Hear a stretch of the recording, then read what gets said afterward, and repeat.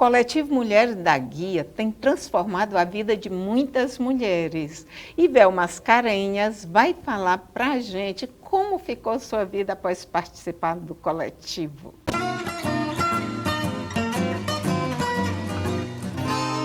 Tudo bom, Bel? Fala aí. Tudo bom, Norma. Como é que você entrou no coletivo? Através de um convite da França, que é uma das membros da coordenação, ia haver um bazar na praça, que a praça, né, é onde se concentra todas as meninas, tudo que a gente vai fazer, a gente faz na praça. Então, ia acontecer esse bazar em pró de fazer essas máscaras, né? Então, ela fez o convite, então eu e minha mãe. E chegando lá, a Ana Cleide, junto com as outras que estavam presentes, reforçaram o convite para participar dessa ação, né, de produzir essas máscaras. E desde então a gente começou a confeccionar as máscaras em casa, cortando, levando para as costureiras. E fazendo também os kits, né, para serem entregues para as moças e mulheres da comunidade. Então foi algo muito gratificante porque é algo voluntário, é algo que a gente precisa fazer realmente. E também depois a gente se organizou para entregar cestas também, tudo que a gente recolhia a gente entregava. Cestas básicas com alimentos. Exatamente. Né?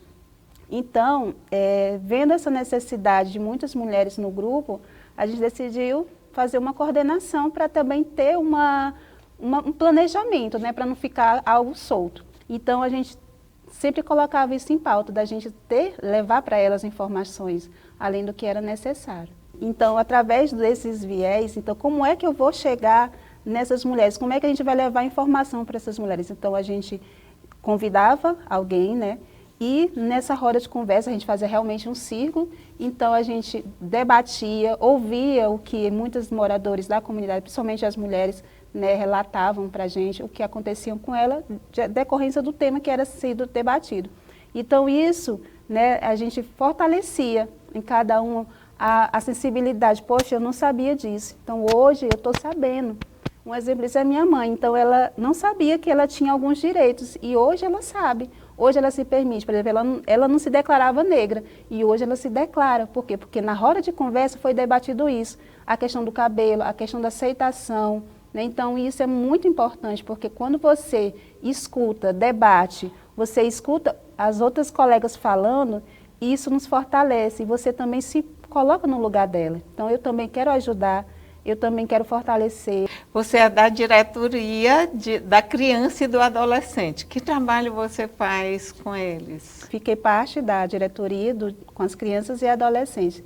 Então, os projetos que a gente se reúne, porque não é só uma que faz, mas todas têm a fala, né? Isso é muito importante a gente ouvir o que a gente vai fazer, a gente procurar informações para esses adolescentes da comunidade. Principalmente interar o quê? Sobre a informação de como ela procurar no posto de saúde um atendimento, né, para evitar questões da gravidez, das doenças. Então isso é muito importante a gente sentar e conversar e levar informação para os jovens, porque hoje em dia a rede social está bem diversa, né? Então, mas quando você senta no grupo, né, no grupo de jovens, no grupo onde estão outras pessoas que buscam essas informações e você tem essas informações mais científicas, isso mostra para você que também, poxa, essa informação que está aqui na internet não é desse jeito.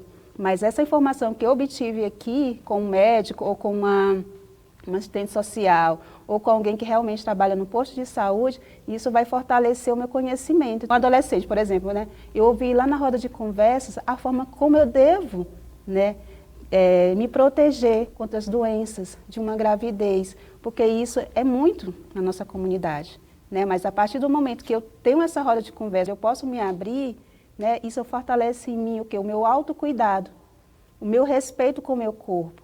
E isso é muito importante quando a mulher, ela aprende isso. O que mudou na sua vida a partir da participação no coletivo? Muitas coisas. Eu tinha muitas portas fechadas e o coletivo para mim é uma chave. Eu até me emociono porque a gente tem gatilhos, né? E num dia da gente se autoconhecer lá para todas as meninas, eu falei isso. Então o coletivo para mim é uma chave que me abriu muitas portas, né? Mas para abrir essas portas, eu tive que me permitir. Então, a partir do momento que eu me permito, eu estou me conhecendo, eu estou sabendo dos meus direitos e também estou promovendo nas outras pessoas essa luz. Eu aprendi uma palavra nova que se chama sororidade.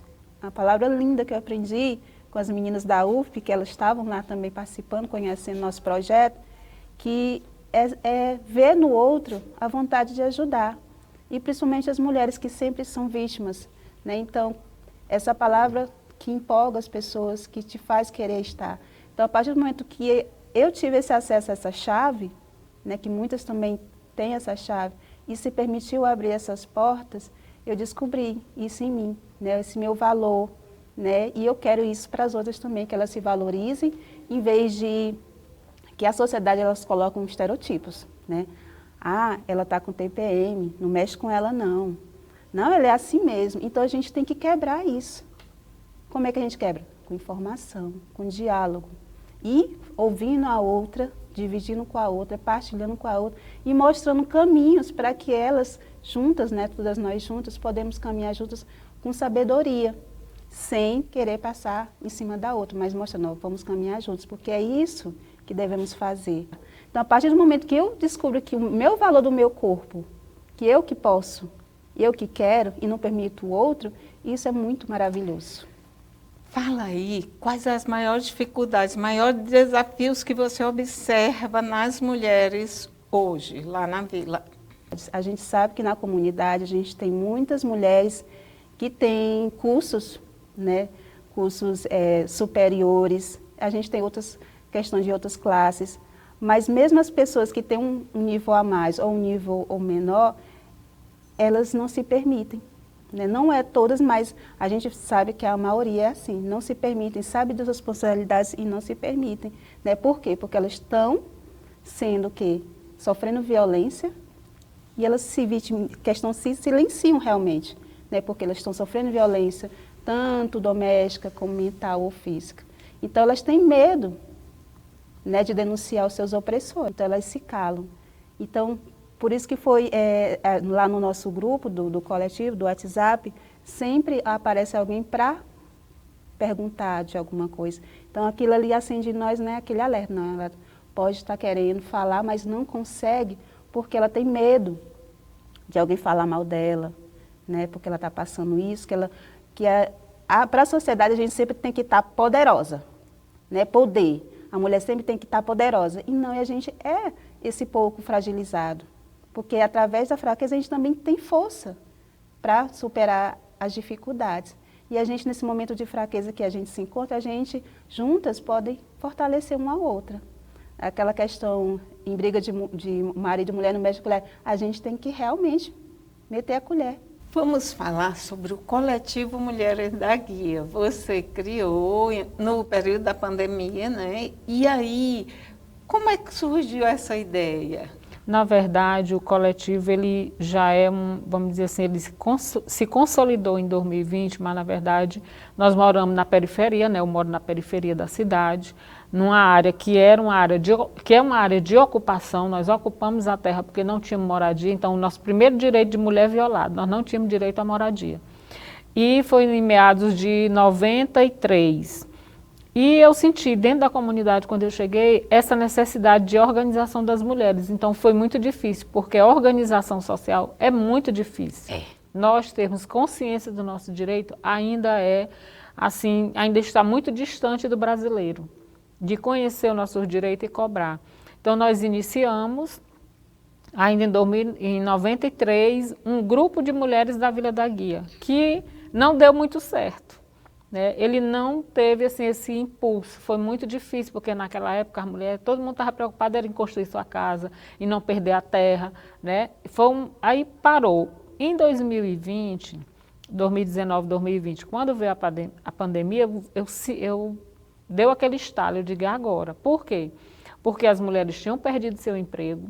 A maioria das mulheres da periferia, elas vivem do subemprego, né, da informalidade, tinham perdido seus empregos porque teve o isolamento. Muitas trabalham como doméstica, outras trabalhavam vendendo algum alimento, alguma coisa no centro, na rua.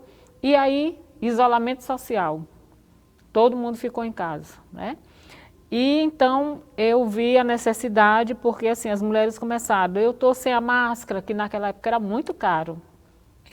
Muito caro, e não tinha ainda máscara descartável, era máscara que você tinha que comprar de tecido, e aí se tornava mais caro ainda.